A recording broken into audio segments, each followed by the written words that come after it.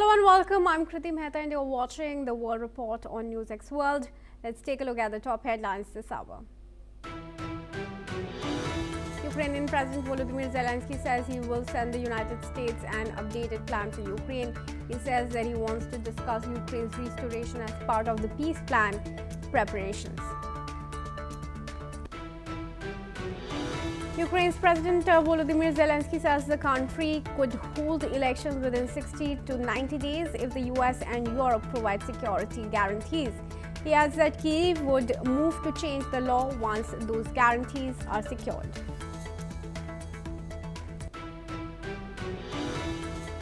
Ukrainian President Zelensky says that Ukraine currently has no chance of joining NATO, as the United States and several other countries do not yet see it as ready. He stressed that Russia would not accept Ukraine's NATO membership. US President Donald Trump says that consumer prices in the United States are coming down tremendously. He criticized Democrats, calling their concerns over the cost of living a political hoax. Chinese ministry cites annual joint strategic patrol with Russia. He further stated that China and Russia had carried out their 10th joint strategic patrol in the airspace above the East China Sea and Western Pacific. Syrian Emergency Minister Raed al-Saleh and UNFPA representative Ensra Ahmed held talks on boosting cooperation in emergency response, including updating Syria's National Risk Assessment Matrix. Both sides stressed stronger coordination, greater women's participation and response teams. Cambodian Information Minister Net Phiaktra has stated that about 54,550 Cambodian residents have fled their homes for safe shelters as border conflict with Thailand has entered a third day. While Cambodian Defense Ministry spokesperson said 7 Cambodian civilians were killed in the conflict. According to reports, Rwanda-backed M23 rebels have entered the key Eastern Democratic Republic of Congo city of Uvira, prompting security concerns. More than 30,000 people have fled to Burundi as the group calls for a buffer zone.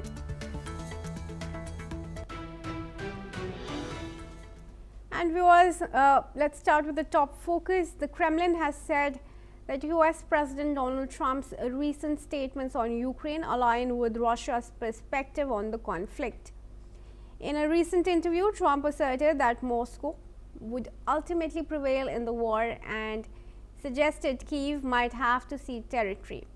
Kremlin spokesperson Dmitry Peskov told reporters the comments were very important and in tune with Russia's understanding regarding NATO membership, territorial issues and Ukraine's losses. Trump also criticized European leaders as weak and urged Ukrainian President Volodymyr Zelensky to hold election, remarks that raised concerns in Kyiv and across Europe. Zelensky responded that he would consider new election if security could be guaranteed, though ongoing Russian offensives have made voting under martial law impossible. Trump noted that Russia's size gives it a stronger negotiating position and reiterated that Ukraine would never join NATO. In a separate statement, Russian Defense Minister Sergei Shoigu has said that Moscow is waiting for a response from the United States on extending the New START nuclear arms treaty. And Ben Eris, who is a Russian journalist, now joins us live from Berlin. Thank you, Ben, for speaking to us here at NewsX World. Ben, do you think that Trump is rather stating the obvious, or he seems to be moving more in line with the Russian thoughts? Well, both. I think I agree with Trump that Putin is clearly in a stronger position. The Russian economy is under pressure, but it's on a full war footing now, and it's churning out enormous amounts of guns and ammunition.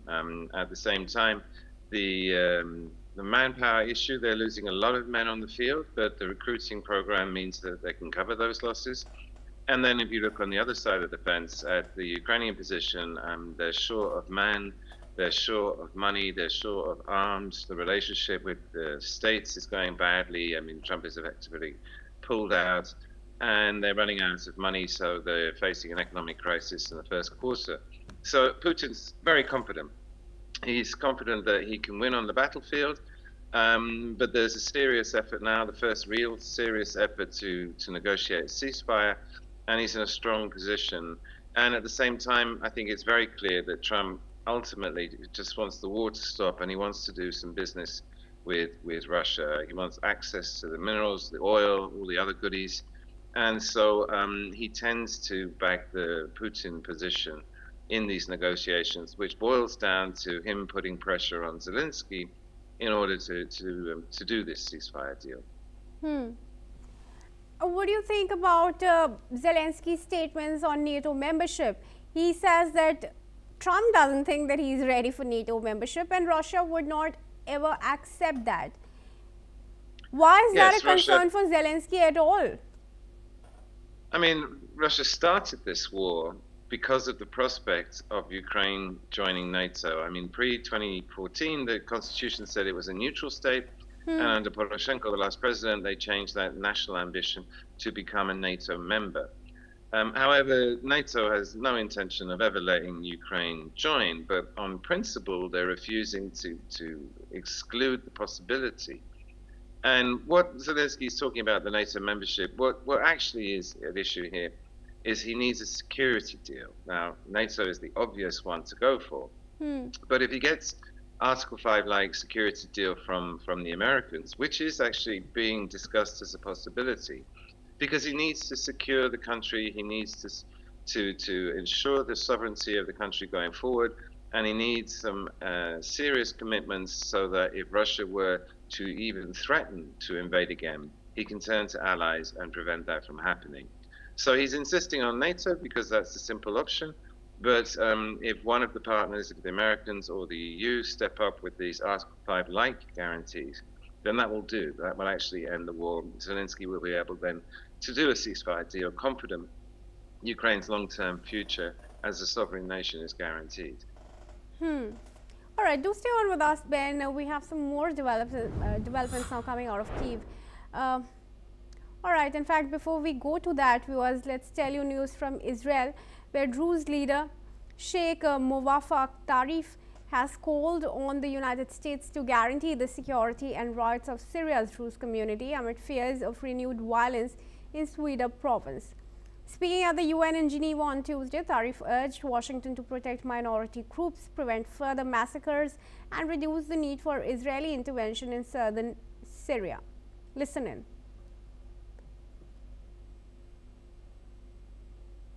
طبعا دور أمريكا هو الدور المهم، هو الدور المهم واللي يعول عليه. وإحنا نتأمل كأمريكا وكالرئيس الأمريكي ترامب، أمريكا كدولة عظمى، إنه هي تضمن حق الأقليات كلها في سوريا، تضمن حق الأقليات وعدم التعدي عليها وعدم إنه يكون هناك بعد مجازر أو مذابح للأقليات.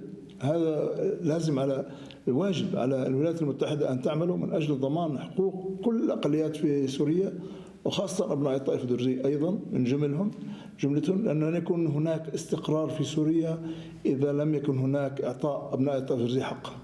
يعني يوجد انعدام الثقة مش موجودة اليوم، يوجد انعدام ثقة، إن ما جرى كبير جدا جدا. لا يوجد ثقة اليوم، لا يوجد ثقة. يجب إعادة الثقة كما ذكرت، يجب الخروج من محافظة السويدة ويعطوا الأهالي يرجعوا لبيوتهم ولقراهم وإرجاع المخطوفين وإدخال كل المساعدات اللازمة إلى السويدة. لا يعقل الاستمرار بهذا الشيء. على العالم ينظر ويرى ولا يتحرك ولا يعمل أي شيء.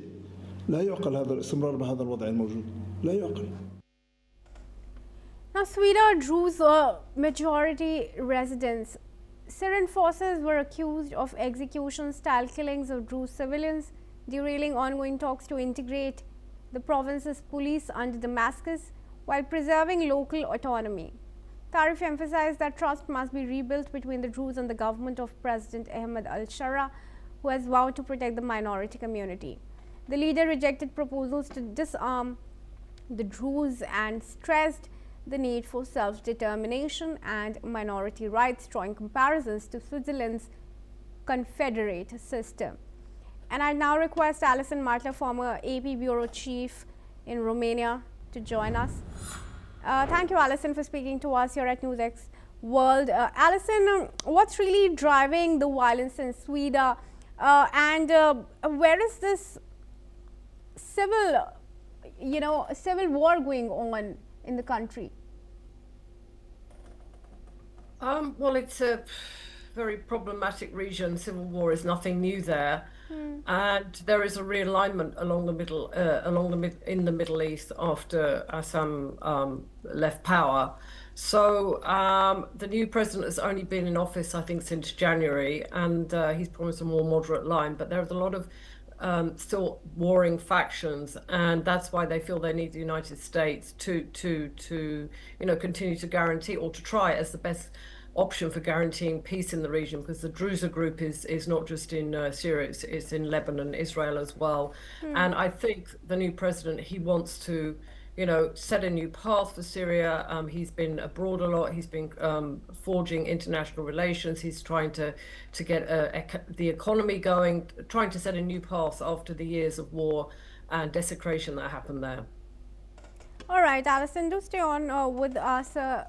We have some more news now coming in from Kyiv. Now, Ukrainian President Zelensky has recently announced that he would be holding elections in the country soon. He has also called on his European partners to help ensure that the polls can be held safely during the war.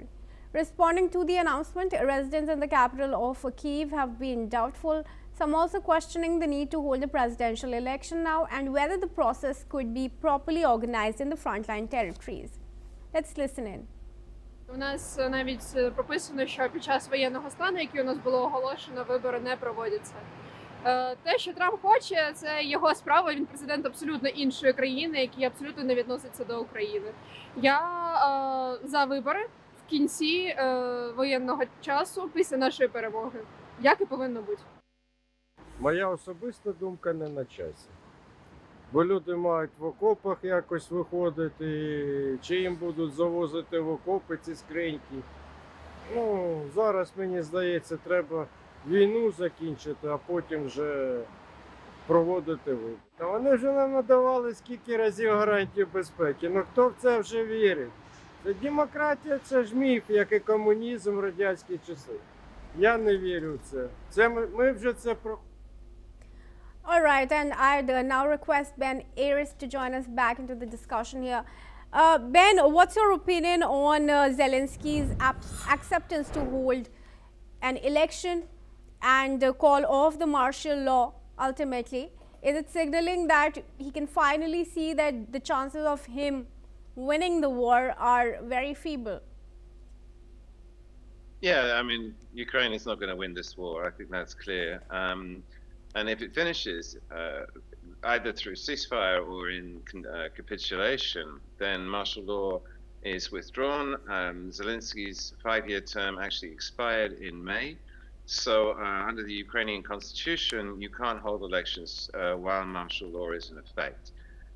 However, as soon as martial law is lifted, for whatever reason, then you have to have elections. And Trump is insisting on this. There's been suggestions on the American side that they hold elections during war, but then one of the problems of doing that, A, that the government has complete control over all the media and what have you, so it wouldn't exactly be fair. And B, how do you get the soldiers to vote? I mean, there's 800,000 soldiers on the front line. You can't take ballot boxes out to the front line and hold them in war zones, so it's not practical. And I think Zelensky acknowledges all of this. I mean, it's part of the ongoing peace process that as part of that deal, the Americans in their plan are suggesting elections within 100 days. And I actually don't see that as an obstacle. If they get close to a peace plan, a ceasefire, then martial law will be repealed and elections will happen automatically anyway. And Zelensky, being the democratic person that he is, campaigned on anti-corruption and democracy. He's perfectly happy to go to the polls. He's not leading in the polls at the moment, but I think given his service in the war, an absolutely historic leadership that he showed, he happily contests an election and stands every chance of winning office again. All right. And what about the security guarantees that he's seeking from the European Union and the US? Do you think US is likely to offer that support? Of course, Trump has asked him to hold elections. Yeah, the US have hinted already several times that they're willing to not only offer a security guarantee, but Article 5-like security guarantees. This is key. This is a promise to come to Ukraine's military aid if it gets invaded. The Europeans have been very vague about that. They offer what they call security assurances, which doesn't have that military component and makes those offers useless. And it's absolutely key for this process that Zelensky won't make any concessions unless he's offered these concrete security guarantees. And like I say, the Americans, there was even a leak of the draft version, which was very encouraging. It spoke specifically about a 10-year deal to guarantee Ukraine's sovereignty, and that it offered military support if it was needed, which means American boots on the ground in Ukraine. And for Russia, that would be a very serious deterrent. They won't invade Ukraine if it has that kind of guarantee. I thank you, Ben, for joining us for now and giving us your comments there. And with that, we are now going to move on. Burundi has closed its border with the Democratic Republic of Congo after M23 rebels entered Uvira, a strategic city near Burundi's economic hub, Bujumbura. Security sources said the main frontier posts at Gatumba and Wugizo were shut on Tuesday and are now designated as military zones. The move comes amid escalating tension in Eastern Democratic Republic of Congo, where the M23 militia, reportedly supported by Rwanda, has intensified operations. Burundi has voiced support for the Congolese government in its fight against the rebels, aiming to prevent instability from spilling across the border. Military officials emphasized that the closure is a precautionary measure to secure Burundi's territory and protect civilians. Now I'd now request Alison to join us back in the discussion here. Alison, what efforts can really be made to prevent this instability in the region to spread? Well, I think that's a concern for the government. So 30,000 apparently have fled Congo, in the Democratic Republic of Congo, in the last week, and for Burundi. So it is a concerning situation, and it is an unstable situation. It's unclear whether the Democratic Republic of Congo will need reinforcement aid. I mean, they do have the support of Burundi, but they might have to search wider. They might have to appeal, I don't know, to the UN or something, but it is obviously of concern. You have all these people fleeing, you have fight over mineral resources there. So it is a situation of instability that the government won't want to get further out of control. So they might appeal regionally and globally for extra aid to ensure stability. What about the peace deal that Trump had brokered? Donald Trump is quite good at brokering peace deals, and I'm sure his intentions are very good, but they don't always hold on the ground, because on the ground is obviously, whether it's in Africa, whether it's in the Middle East, or whether it's in Ukraine, which we don't have a peace deal yet, but on the ground it's much more complicated, and you rely on all sides to keep their bargain, keep their part of the bargain, and to ensure that the peace deal is enforced. But it looks nice on paper, but in reality it's much more complicated. So that's, I think, what we're seeing. I mean, these are zones which have been in wars, they've been in conflicts, and you can't, sometimes you just can't say stop right now, because you have rebel sides fighting each other, and just because there is an international peace agreement, it doesn't mean that it translates to peace on the ground. So it's good there are peace deals, and it gives a framework, but as I said, it is quite hard to enforce it on the ground. Hopefully, for their sakes, it will happen over some time, but generally it doesn't happen immediately, and ceasefires are often broken. All right, I'll let you go with that, Alison, but thank you for joining us and explaining that to us. And with that, viewers, let's move on. Now, Maria Corina Machado's daughter, family and friends gathered in Oslo for the Nobel Peace Prize award ceremony. The award has been accepted by Machado's daughter, Ana Corina Sosa Machado. Now, this comes as the Venezuelan opposition leader is living a life outside the media spotlight. According to reports, she is on her way to Oslo but will arrive after the ceremony.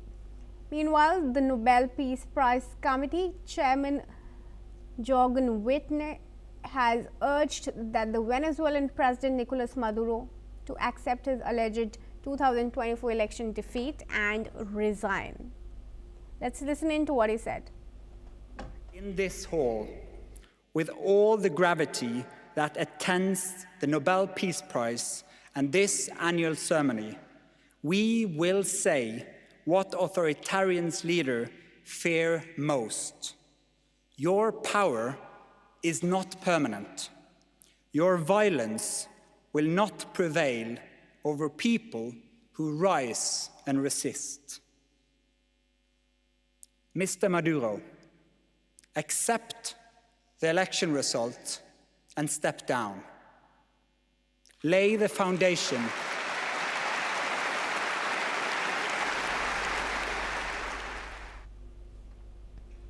And moving on, viewers, news from France now. The Louvre Museum's security systems largely functioned as intended during the October 19 jewelry heist, according to Noel Corbin, the head of the General Inspectorate of Cultural Affairs.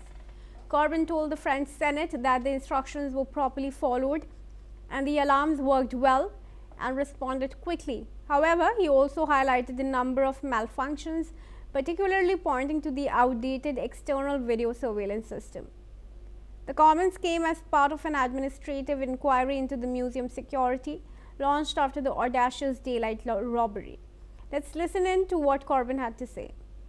L'analyse chronologique des événements survenus entre 9h30 pour l'arrivée et puis 9h34 et 9h38 pour le temps vraiment du cambriolage montre que les consignes ont été bien appliquées. Les dispositifs d'alarme, qu'il s'agisse des fenêtres ou des vitrines, ont bien fonctionné et avec une bonne réactivité. Les agents, et on resalue leur travail, ont fait ce qu'ils devaient faire pour mettre à l'abri les publics qui se trouvaient là. Et donc, de ce côté-là, il n'y a pas eu de difficulté. En revanche, il y a effectivement un certain nombre de dysfonctionnements. Tout d'abord, une insuffisance et une vétusté du dispositif de vidéoprotection extérieure. Le nombre total des caméras extérieures est très insuffisant. Là encore, je sais que ça fait partie des préconisations et que la présidente s'est engagée sur une augmentation. Sur les 2 caméras à proximité des faits, seule une était en activité, mais elle l'était suffisamment, bien que de qualité médiocre, pour permettre de voir la préparation ou les préparatifs du cambriolage. And that's a wrap on NewsX World Report. Stay tuned for more international news updates.